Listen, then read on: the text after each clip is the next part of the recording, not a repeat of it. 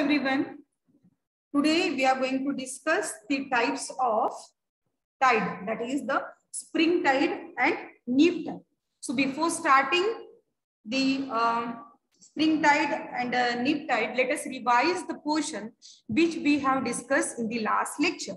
Okay, so in the last lecture we have discussed about the definition of the tide. Okay, after that we have discussed about this gravitational force and centrifugal force.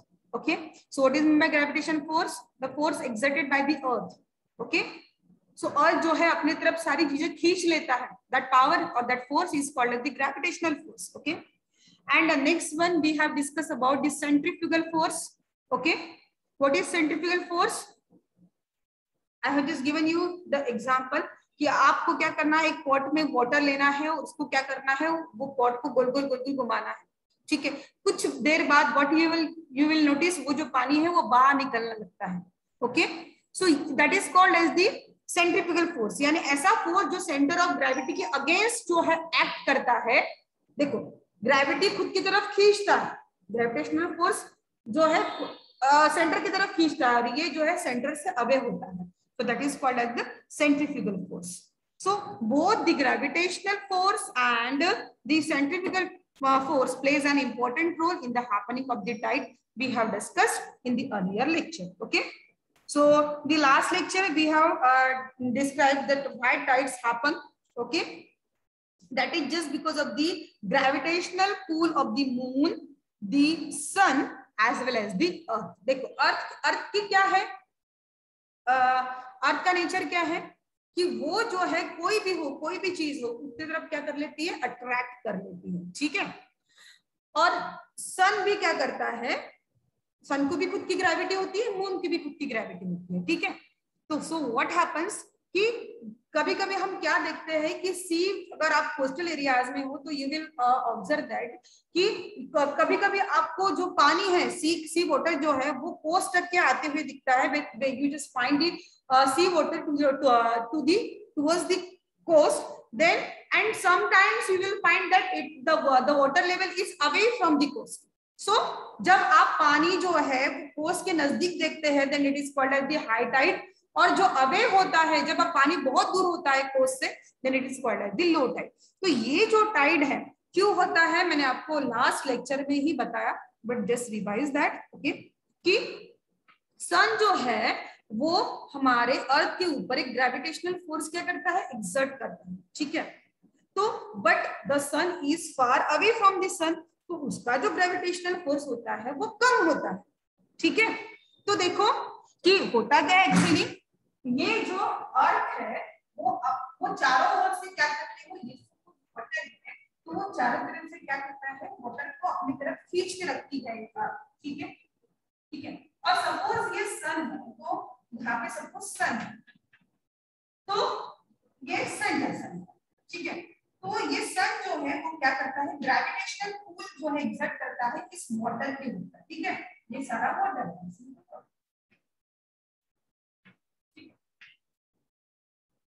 तो obviously ये पानी जो है against the centre of gravity क्या करेगा, just because of the gravitational pull by the sun, वो इसकी तरफ खींचेगा. तो ऑब्वियसली यहाँ पे जो होगा पानी ज्यादा होगा. ठीक है, वो खुद की तरफ खींचेगा तो पानी बाहर आएगा. ठीक है, यहाँ का पानी बाहर आने की वजह से यहाँ पे इस रीजन में क्या होगा, प्रेशर डेवलप होगा. क्या होगा, प्रेशर डेवलप होगा. दैट्स व्हाई यहाँ पे जो है पानी का खिंचाव जो है कम. ठीक है, ये पानी की जो लेवल है वो कम हो जाएगी. और ऑब्वियसली ये just because of the pressure at this point what will happen, ये जो पानी है ना वो इस साइड में ढकेला जाएगा प्रेशर की वजह से. अगेन ये जो पानी है इस साइड में ढकेला जाएगा, तो आपको क्या मिलेगा, ये रीजन ऐसा मिलेगा.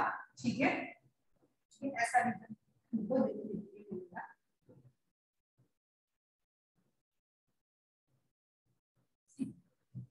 एट these two ends आपको एकदम पानी कम मिलेगा, तो इस कॉर्डर की लो टाइड, एंड इस रीजन में जो है आपको क्या मिलेगा, पानी ज्यादा मिलता है. That is called the high.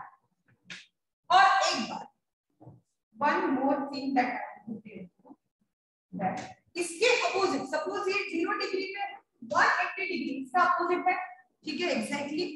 तो यहाँ पे भी हाई टाइड रहेगा, here also high tide. How? Just now I explain you.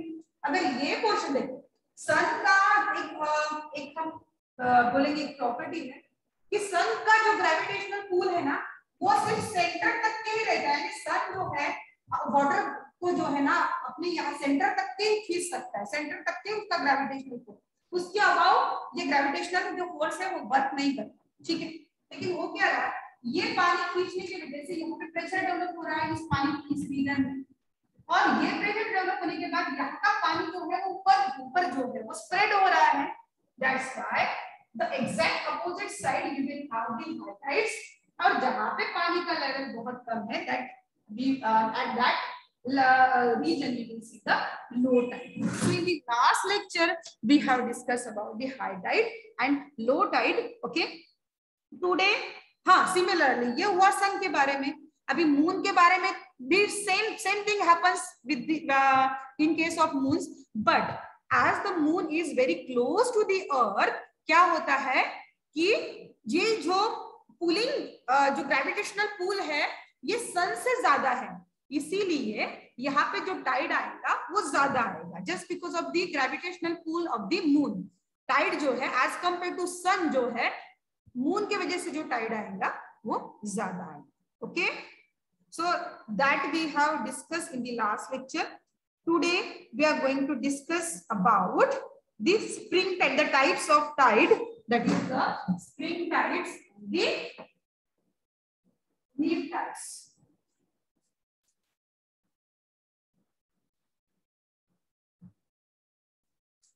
There are two types of tides, that is the spring tides. The name itself indicates. Neap tides. Okay. अब ये spring tide और neap tide कब होता है? That we are going to discuss. Okay. On new moon day and full moon day, जब अमावस्या और पूर्णिमा होती है, what happens? The gravitational pull of the sun and moon act in the same direction. देखो अभी moon अलग gravitational pull जो है exert कर रहा है वाटर बॉडीज पे अर्थ के, वाटर अपनी तरफ से जो अर्थ अपनी तरफ से पहले ही ग्रेविटेशनल पुल के वजह से वाटर को होल्ड करके रख रही है, फिर ये जो है सन उसके ऊपर वो पानी के ऊपर प्रेशर एक्सर्ट कर रहा है, ग्रेविटेशनल पुल एक्सर्ट कर रहा है, और यहाँ पे मून जो है वो एक साइड में एक्सर्ट कर रहा है, ठीक है, ग्रेविटेशनल पुल किसके ऊपर? Water body on the earth, ठीक है। व्हाट विल हैपन जब न्यू मून डे या फिर फुल मून डे होता है, क्या होता है कि सन, मून और अर्थ एक ही लाइन में रहते हैं, ठीक है। तो ये जो इस यहाँ पे न्यू मून और फुल मून डे में जो ग्रेविटेशनल पुल होता है वो किसका मिल जाता है? सन का प्लस मून का, ठीक है। तब दोनों का जो ग्रेविटेशनल पुल जो क्या हो गया, ऐड हो गया बिकॉज ऑफ दिस रीजन, और एक तो सेम डायरेक्शन में रहते हैं इसीलिए, ठीक है। वो जब सेम डायरेक्शन में आते हैं तो सन का और मून का ये दोनों का ग्रेविटेशनल पुल जो है वो क्या हो जाता है, ऐड हो जाता है, and because of this okay total pull increases, obviously 1 + 1 2, the 2 is greater than the 1, just like that दोनों का पुल एड ग्रेविटेशनल पुल ऐड हो जाने की वजह से ग्रेविटेशनल पुल बहुत ज्यादा क्या हो जाता है, इंक्रीज हो जाता है। Hence the tide on these days is much higher than the average high tide. अब देखो एवरेज हाई टाइड मैंने समझा आपको कैसे आता है, सन के ग्रेविटेशनल पुल की वजह से और अर्थ के ग्रेविटेशनल पुल की वजह से, ओके। बट जब न्यू मून डे और फुल मून डे रहता है तो दोनों का, मून का प्लस सन का, दोनों का ग्रेविटेशनल पुल जो है वो ऐड हो जाता है, और बहुत ज्यादा ग्रेविटेशनल पुल होने के कारण बहुत ज्यादा हाई टाइड आता है, okay. Hence the tide on this day is much higher than the average high tide. Average जो आता है उससे बहुत ज्यादा आता है, okay. So the water level during the spring tide is higher than the average high tide and lower than average low. यानी देखो अब बहुत ज्यादा खींचेगा, बहुत ज्यादा पानी खींचेगा तो यहाँ पे जो लो वाटर रहते, लो वाटर लेवल रहते हैं उससे भी कम लेवल हमको देखने के लिए मिलेंगी, ओके, तो समझ में आया? So again there are two types of the spring tide. Okay, तो स्प्रिंग टाइड दो टाइप के कैसे हुए? Spring high tide and spring low tide. अभी स्प्रिंग हाई टाइड कब होगा? जस्ट नाउ टोल्ड यू कि एवरेज लेवल से हाई टाइड आता है तो क्या होगा? वो स्प्रिंग हाई टाइड। ठीक है, और जब water level during the spring low tide is lower than the average low tide, average से भी अगर कम होता है तो उसे बोलेंगे हम स्प्रिंग लो टाइड। अंडरस्टूड?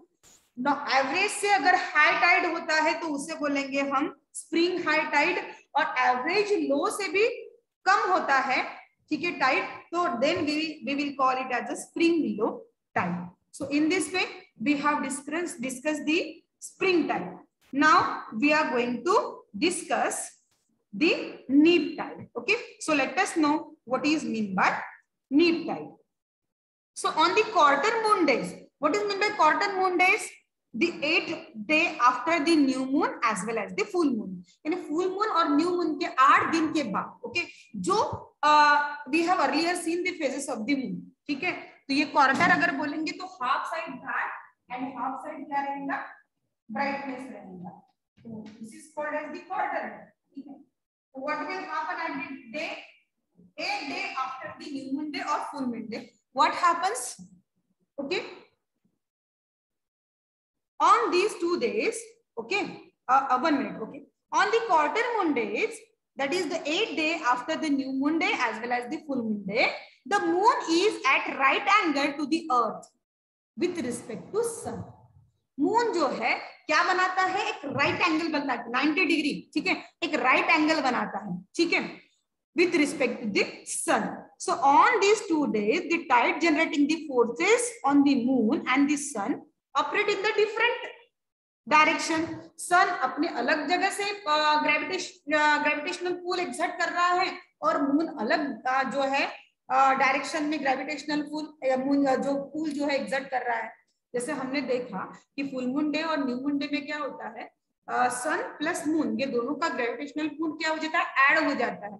लेकिन क्वार्टर डेज में यानी 8 दिन के बाद न्यू मून डे हो या फिर फुल मून डे हो, क्या होता है? जब मून की क्वार्टर मून चल रही है, फेज चल रही है, तब क्या होता है? The moon is at a right angle to the earth with respect to the sun.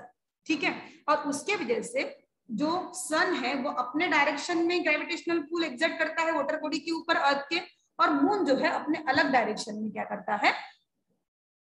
Pull exert करता है, ग्रेविटेशनल पुल एक्सर्ट करता है। ठीक है, so on these 2 days the tide generating forces of the moon and the sun operate in different direction. Therefore in the region where the sun causes a high tide, the moon creates a low tide. जहां पे सन क्या कर रहा है? वो ज्यादा क्या कर रहा है? हाइट जो है हाई हाइट शो कर रहा है, तब मून जो है उसका क्या होगा? टाइड जो है मून जो एग्जर्ट कर रहा है उसके वजह से क्या होगा? टाइड जो होगा उस प्लस पे लो होगा।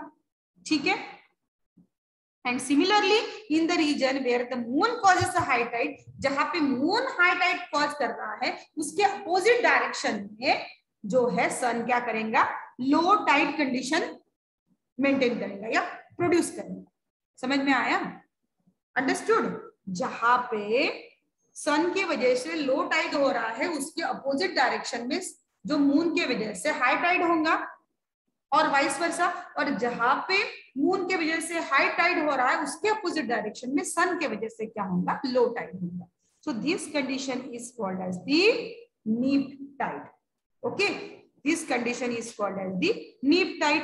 Okay, so neap tide is also 2 types, यानी उसको भी एक तो नीप हाई टाइड बोलेंगे और नीप लो टाइड बोलेंगे। ठीक है, so when the water level during the neap tide neap high tide is lower than the average high tide, average high tide से यहाँ पे जो वाटर लेवल है वो क्या होती है? बहुत ज्यादा, is lower than the average high tide, then we call it as a neap high tide. And when the water level during the neap low tide is higher than the average low tide, average low tide से obviously उसका जो है जो Tide है वो बड़ा होगा, थोड़ा सा बड़ा होगा। then we call it as a neap low tide. Okay, so in this way we have seen today the spring tide, the types of tides, that is the spring tide and neap tide. Okay, now we will discuss the timing of the tides changes daily. ये जो timing जो होते हैं किसके tides के, वो change होते रहते हैं, डेली चेंज होते रहते हैं. Okay, the timings of the tide change daily. The time difference between the two high tides and two low tides within a day is of 12 hours and 25 minutes. मैंने आपको कल ही in the last lecture only I told you that high tide के लिए 6 hours and you will say 13 minutes for high tide. वो set होते होते फिर से low tide के लिए 6 hours and again 13 minutes. Okay, so total ये जो the time difference between the two high tides and two low tides, okay, is of 12 hours and 25 minutes. And the timings of the tides of a particular day are 50 minutes ahead the timing of its previous day. यानी suppose कि आज 12 बजे tide आया suppose, तो क्या होगा, कल 12:50 को आएगा, 50 मिनट जो है वो क्या होगा, दूसरे डे सामने जाएगा. That is just because of the rotation of the अर्थ. ये जो है ये चीज जो होती है कि टाइमिंग जो चेंज होते हैं, that just because of the rotation of the earth. Okay, now we are going to discuss the effects of tides. Okay, now let us start. First we will discuss the positive effects of tides.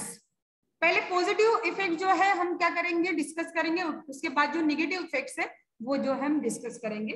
So with the high tides fish move into the creeks, यानी जो shallow water से ये जो fishes है वो बाहर आ जाती है.